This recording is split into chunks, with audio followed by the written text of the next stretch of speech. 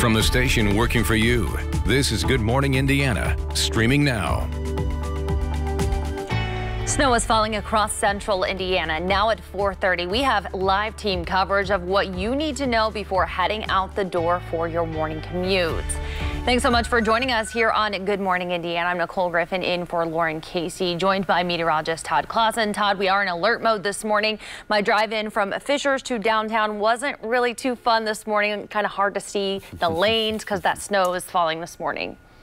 Yeah, you know, temperatures are in the 20s, so whatever snow does fall is immediately going to stick on the roadways here, Nicole. So it is going to be slick until the roads get treated and until the sun comes up. So the timing not great for the morning commute with this snow coming in. Here's a live look of downtown Indianapolis, and you can see not only the rooftops are snow covered, but the streets are snow covered as well. The snow made its way into the area throughout the overnight hours. It continues to push to the north, and generally the snow is fairly light in most locations, but you see a few areas of darker blue here and there from Noblesville up towards the Anderson, Elwood area into the Hartford City area as well. And then as we slide down to the south, here the snow looks to be a little bit lighter, but nonetheless, as I mentioned, with temperatures that are in the 20s, anything that does fall is going to stick. This becomes a major storm system for the East Coast. We're just on the fringes of it here throughout the day today, and here are those temperatures. One thing we'll keep an eye on is they should start to climb above freezing later on this afternoon. That may mix some of the snow showers this morning with some rain showers later on this afternoon. Accumulation still expected to be in that 1 to 3 inch range. We'll break it down for you in more detail coming up in just a few minutes. All right, Todd, thank you. We do have a traffic alert this morning. This is a live look right now at I-465. They're on the west side near mile marker 13. This is near Rockville Road. You can see down there some flashing emergency lights. That is because the right 2 lanes are closed due to a crash. IndyDOT is expecting this to last for about an hour, and you can see it is starting to back up traffic a little bit in those southbound lanes. So just prepare to give yourself some extra time if this is part of your commute. Now we want to take a live look out in our live drive vehicle. Our photographer Jonathan Christians is out this morning. He's on I-70 right now heading east, where you can see some snow on the roads this morning. You will want to give yourself some extra time. Slow down. I went about 45 the whole way in. It took me about 10 extra minutes to get downtown today, so just be aware of that. InDOT crews are out working hard at this hour. Well, as I mentioned, InDOT and the Indy Snow Force Viewer are working to keep the roads safe and clear for your morning commute. Drivers were called into work overnight and will be working into the morning rush hour. You do see a yellow truck on the road, and we're going to have about 55 out in the Indianapolis area, so you're going to see them. Give them space. They will be dropping salt. They might have their plows down, you never know, so make sure to give them a lot of space. Well, for drivers in the Indianapolis area, you can check out the Indy Snow Force Viewer online. It shows which roads have been treated and which roads drivers are currently working on in real time. And be sure to download the Storm Shield app so you can stay up to date on everything you need to know weather-wise. It is available for free in your smartphone's marketplace. Now to the very latest on the pandemic. Healthcare workers at IU Health Methodist are expecting to start getting the COVID-19 vaccine today. Methodist is one of 5 pilot hospitals in the state and the first in Indianapolis to receive Pfizer's coronavirus vaccine. According to hospital leaders, about 1,900 doses will arrive there today. The hospital has installed 2 ultra-low freezers that can store the vaccine at the appropriate temperature, which is about 100 degrees below zero. The freezers can store up to a 500,000 doses of the vaccine. IU Health says about 200 pharmacists and pharmacy technicians will be involved in vaccine distribution, as well as 200 other IU Health employees and volunteers and 400 IU Health learners. And this morning, there's more good news for a COVID-19 vaccine. Food and Drug Administration leaders say Moderna's COVID vaccine appears to be very promising. That is according to a member of the FDA's Vaccine Advisory Group. Dr. Paul Offit says the Moderna vaccine looks to be roughly 95% effective at preventing the virus. The FDA's Vaccines and Related Biological Products Advisory Committee is set to meet tomorrow to review Moderna's vaccine for emergency use authorization. And vaccine advisors to the CDC will meet over the weekend to discuss Moderna's vaccine and the next phases of the distribution. Hoosier healthcare workers on the front lines are the first in line to receive a COVID-19 vaccine. In the coming days and weeks, nursing home residents and staff will become eligible as well. One of the organizations assisting in administering the vaccine is Walgreens Pharmacy. We spoke directly with their chief medical officer, Dr. Kevin Ban, about how they have been preparing to administer the vaccine to Hoosiers as they become eligible. Dr. Ban tells us they are well prepared in terms of infrastructure, storage, and safety.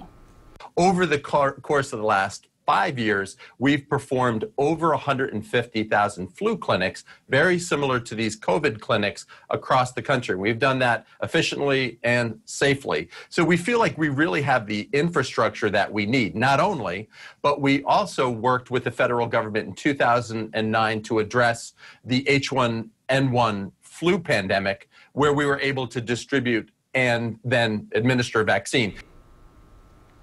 Well, Dr. Ban reminds us that the federal government purchased doses of the vaccine from several drug companies, so the vaccine itself will be free to anyone who is eligible. To see our full conversation, just click on this story at WRTV.com. While the distribution of Pfizer's vaccine and pending approval of Moderna's is showing a light at the end of the tunnel, the coronavirus still poses a serious threat. Cases, hospitalizations, and deaths are up across the country. According to Johns Hopkins University, there are more than 16.7 million known cases in the U.S. and counting. More than 300,000 Americans have died from the virus, with about 2,400 people now dying per day on average. And here at home, 6,657 Hoosiers have died with COVID-19. 916 of those deaths happening in this month alone.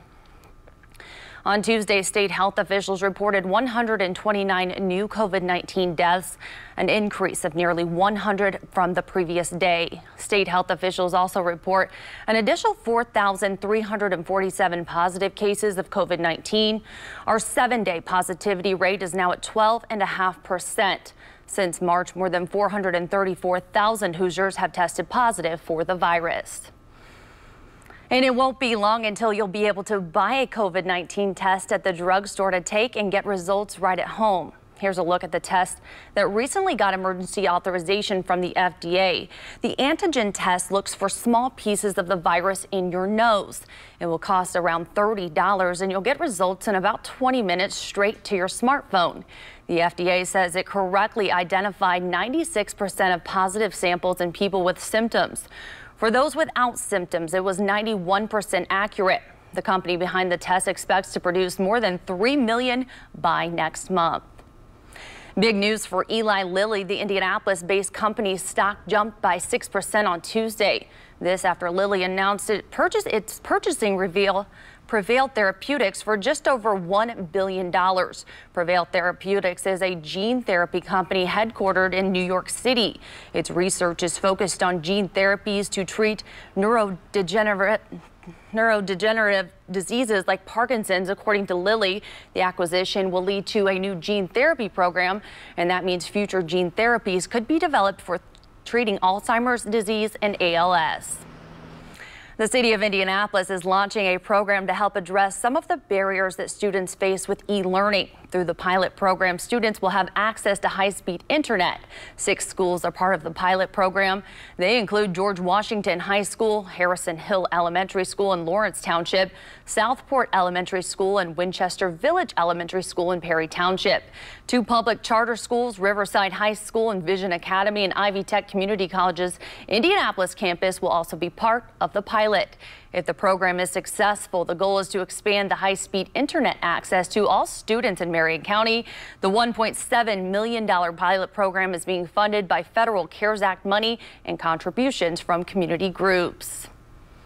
A family seeking answers after their loved one was shot and killed on the job. Straight ahead, what we've learned about the investigation.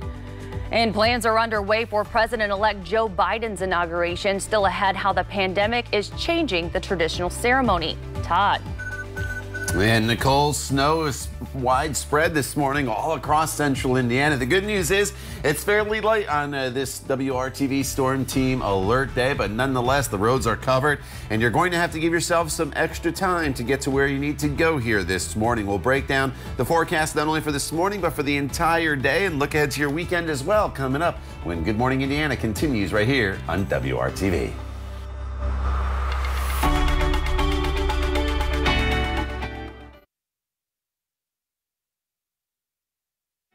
Welcome back here to Good Morning Indiana. It is 4:42. Let's take another live look now at our live drive vehicle. Right now, our photographer Jonathan is on 465 North there on the east side.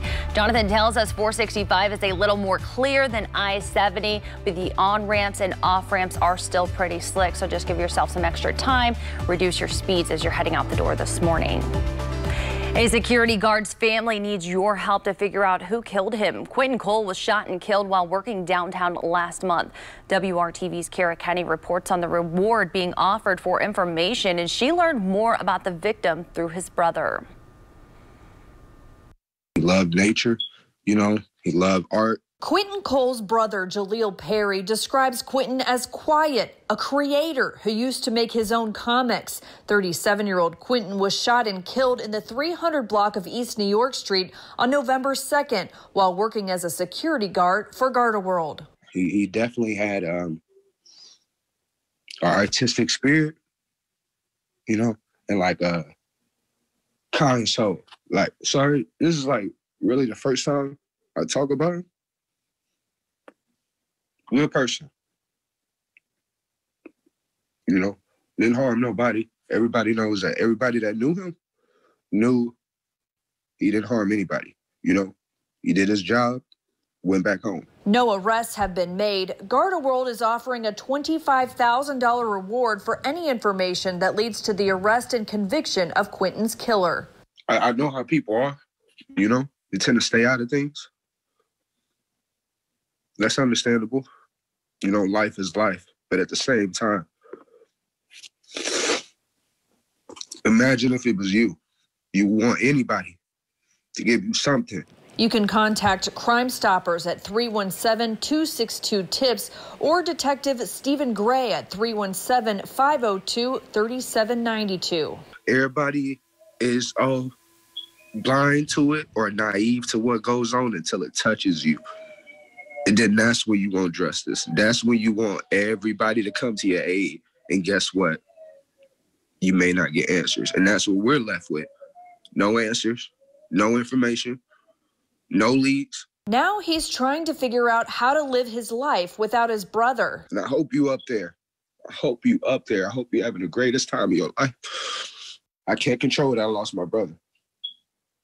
What I can control is keeping my family going, keeping his name alive. And that's what I'm going to do to the best of my ability. Working for you, Kara Kenny, WRTV. Kara, thank you. And you can find out more information about this case and how to contact investigators in this story on the WRTV app. This morning, one person is dead after a crash near the intersection of Morris Street and Lyndhurst Drive.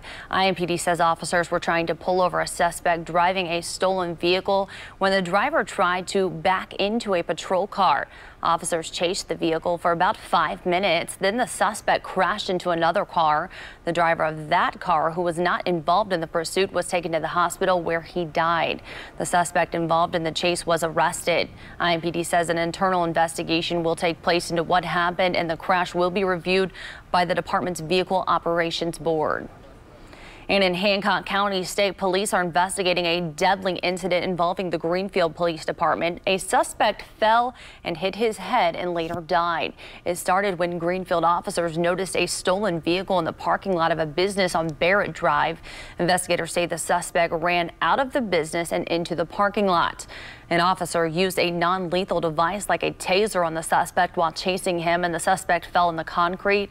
Paramedics took him to the hospital where he was pronounced dead. Greenfield's chief of police requested that the state police look into this incident. The top federal prosecutor in northern Indiana has been voted onto the federal bench.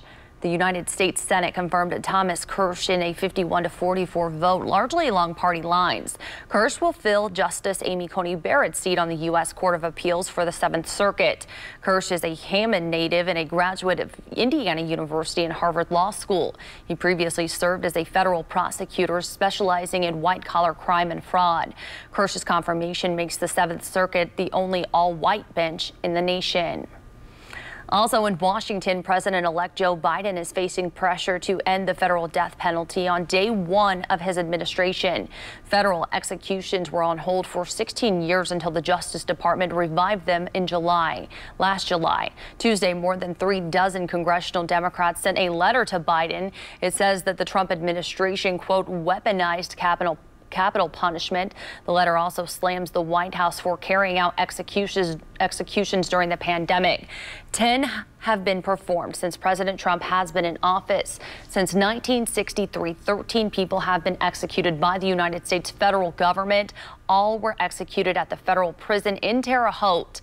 Biden has pledged to abolish federal capital punishment as part of his criminal justice reform.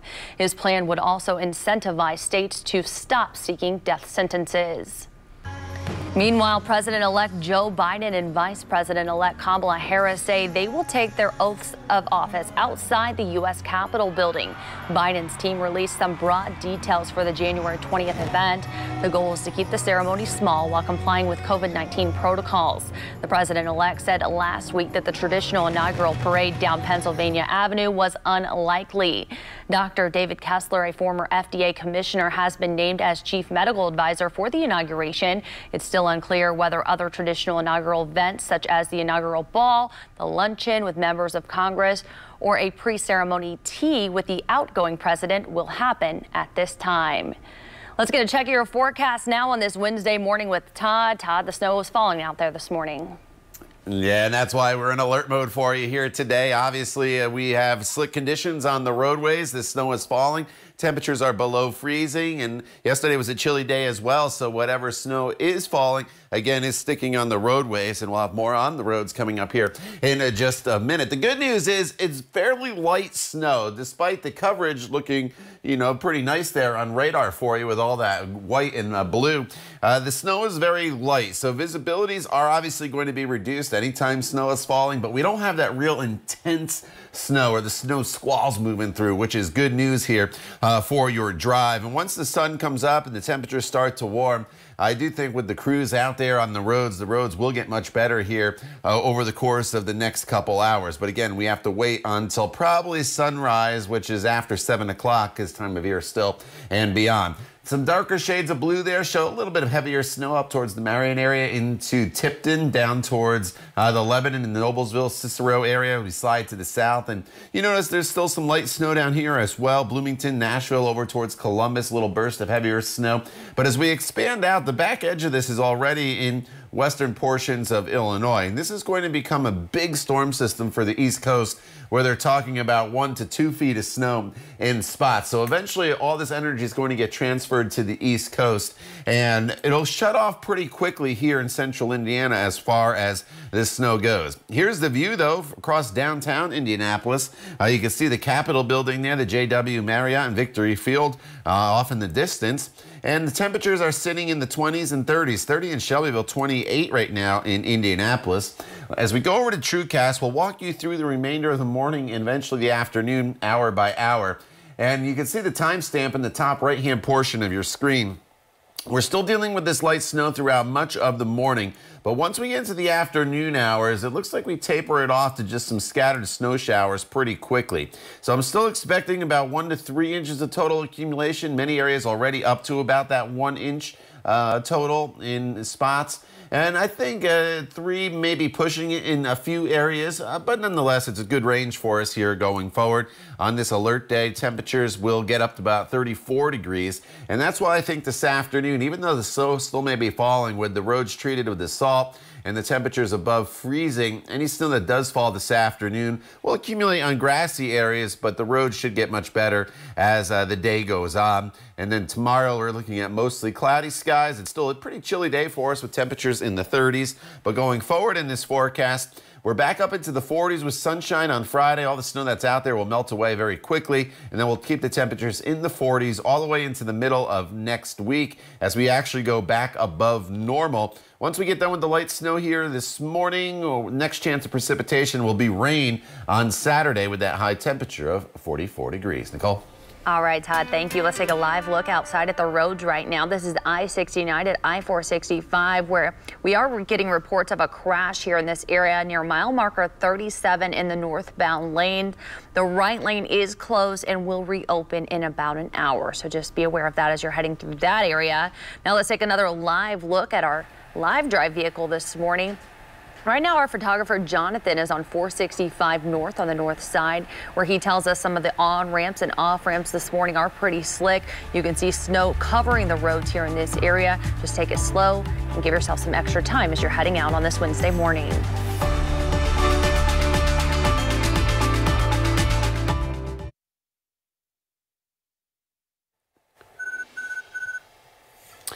All right, it's a Storm Team 6 alert day for the snow that is falling across central Indiana here this morning. Temperatures are sitting in the 20s and 30s, so we're hovering a little bit below freezing. It's obviously why it's snow right now. And you can see the snow on radar in the center of your screen, pretty widespread. The good news is it's fairly light here this morning. I just measured outside my house in Indianapolis, and right at 1 inch so far. And we're expecting total accumulations to be in about that 1 to 3 inch range. The light snow will continue through the morning commute, and then as we get into the afternoon hours, we'll taper things off to more in the way of scattered snow showers with lower totals as far as accumulation goes. We'll talk more about it in detail as well coming up when Good Morning Indiana continues here at the top of the hour.